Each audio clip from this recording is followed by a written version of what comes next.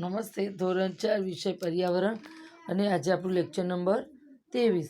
જો બેટા આપણે અધૂરો પાઠ આજે પૂર્ણ કરીશું. જો હવે તમને હું સમજાવું કે હવે શું છે કે થોડા આખા મસાલા લખ્યું છે કે વર્ગમાં લાવો. હવે જો આપણે સ્કૂલ તો બંધ છે એટલે લાવવાનો કોઈ પ્રશ્ન છે નહીં, પણ આપણે સમજવાનું છે મેઇન કે કોષ્ટકમાં તેમના નામ લખો અને તમારી આંખો બંધ કરી દરેક મસાલાને સ્પર્શ કરો અને સુગંધી ઓળખવાનો પ્રયત્ન કરો. જેને તમે ઓળખો તેની સામે ખરું અને ન ઓળખી શકો તેને ખોટું. જો બેટા આપણે કંઈક ક્લાસમાં મસાલા લાવવાની કોઈ જરૂર છે નહીં, સ્કૂલ ચાલુ હોય કે બંધ હોય પણ એ લાવવાની જરૂર છે નહીં, પણ આપણે જનરલી ખબર પડે. જો ક્રમ એક છે. હવે સુગંધમાં જોઈશું તો મરચું, તેનો સ્પર્શ થઈ શકશે. આ મળીશું તો ખબર પડશે કે આ મરચું છે.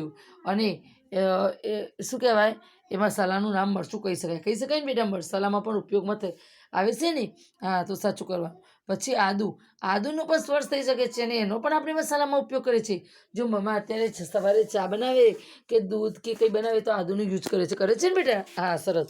હવે લસણ છે એનો પણ સ્પર્શ થઈ શકે, સુગંધ પણ એની આવી શકે છે અને એ પણ મસાલામાં યુઝ કરીએ છીએ. હળદર એનો પણ મસાલામાં પણ ઉપયોગ થતો હોય છે અને ઔષધમાં પણ ઉપયોગ થતો હોય છે. લવિંગનો પણ મસાલામાં ઉપયોગ કરી શકીએ અને દાંતના દુખાવામાં પણ ઉપયોગ થઈ શકે છે.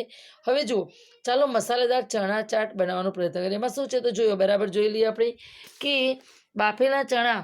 હવે ભલે એ કહ્યું પણ આપણે સમજવાનું છે કે વર્ગમાં બધા માટે પૂરતા હોય તેટલા. એટલે કે જો બાફેલા ચણા લેવાના અને એમાં શું મીઠું, લાલ મરચું, આમચૂર પાવડર અથવા લીંબુ સ્વાદ પ્રમાણે બરાબર છે એ નાખવાનું.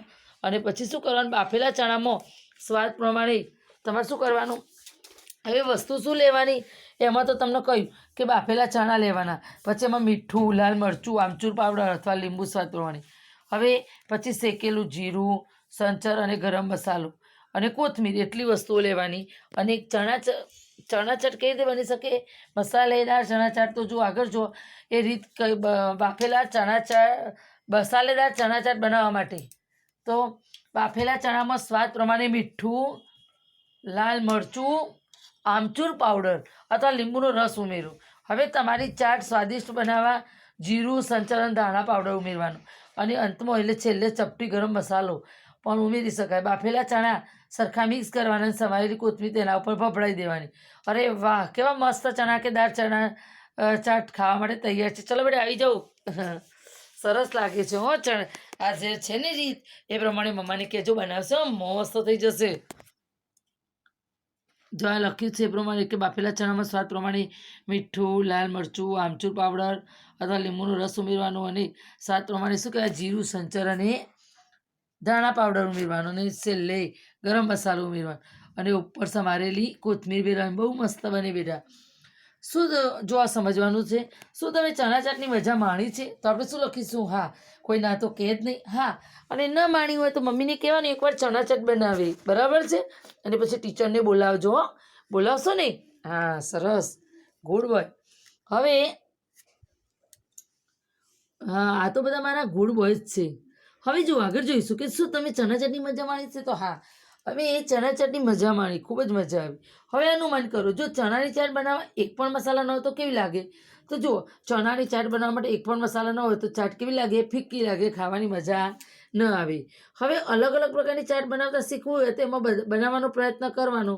તો એમાં શું કરવાનું? તો જો આપણે કઈ રીતે કઈ બનાવી શકીએ આવી રીતે. જેમ ચણા ચાટ મસાલેદાર ચણા ચાટ બને એ રીતે જુઓ તમે સેવ પૂરી ચાટ બનાવી શકો, ચટણી પૂરી ચાટ. મમ્માને કહો એટલે મમ્મા બધું જ બની આપે. મમરા સેવ ચાટ, દહીં પૂરી ચાટ વગેરે બની શકે છે બેટા.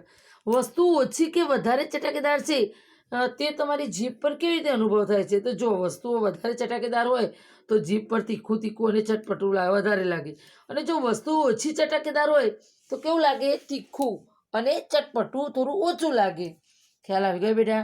હવે જુઓ, આપણો અહીંયા પાઠ પૂર્ણ થાય છે. હવે પરીક્ષા આવે છે તો ધ્યાનથી તમે બધું તૈયારી કરજો. અને હું તમને પછી પાછળથી જે તૈયારી કરવા માટે હું મોકલું, હું મારી જાતે પછી કોર્સ બધો પૂરો થઈ જાય એટલે કદાચ કોર્સ પૂરો થઈ જાય એટલે પુનરાવર્તન તરીકે જે મોકલું એ તમારે તૈયારી કરવાનું રહેશે અને પરીક્ષામાં આપણને આવડી શકે. ઓકે, ધન્યવાદ.